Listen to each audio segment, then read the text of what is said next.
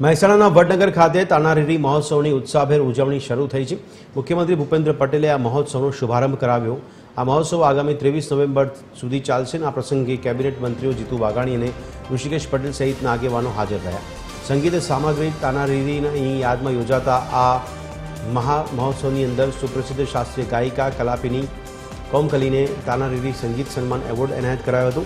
પ્રથમ દિવસે ઈશાની દવેએ લોકસંગીતની પ્રસ્તુતિ રજૂ કરી। ત્યારે આ પ્રસંગે મુખ્યમંત્રીએ કહ્યું કે વડાપ્રધાન મોદીને પ્રેરણાથી વર્ષ 2003માં વડનગરમાં પ્રથમવાર તાનારીરી સંગીત સમારોહ યોજવાની શરૂઆત થઈ।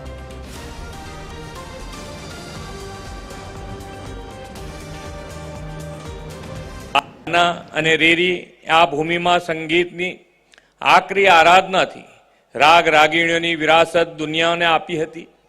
આપણી પ્રાચીન સંગીત વિરાસત એટલી સમૃદ્ધ છે કે આજના સમયમાં રોગ સારવાર માટે મ્યુઝિક થેરાપીનો પણ વ્યાપક ઉપયોગ થઈ રહ્યો છે। વડાપ્રધાન શ્રી નરેન્દ્રભાઈ મોદીએ આવી વિરાસતના વિકાસ અને સંવર્ધનથી તેને યુગો સુધી સાચવવાનો સંકલ્પ કર્યો છે।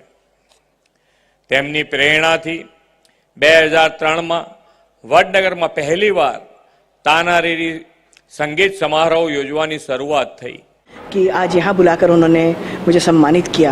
माननीय मुख्यमंत्री जी के हाथों ये सम्मान पाना मेरे लिए बहुत विशेष रहा है।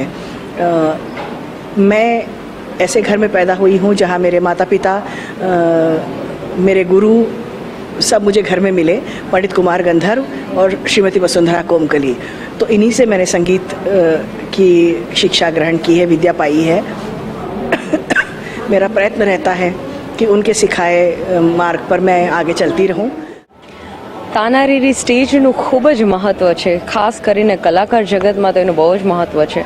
અમે બધા કલાકારોના માટે એક સપનું હોય છે કે તાનારીરી સ્ટેજ ઉપર અમે પરફોર્મ કરીએ અને મારે રાજ્ય સરકારનો ગવર્મેન્ટનો ખૂબ ખૂબ આભાર માનવો છે કે મને આ ચાન્સ આપ્યો અહીં પરફોર્મ કરવા માટેનો।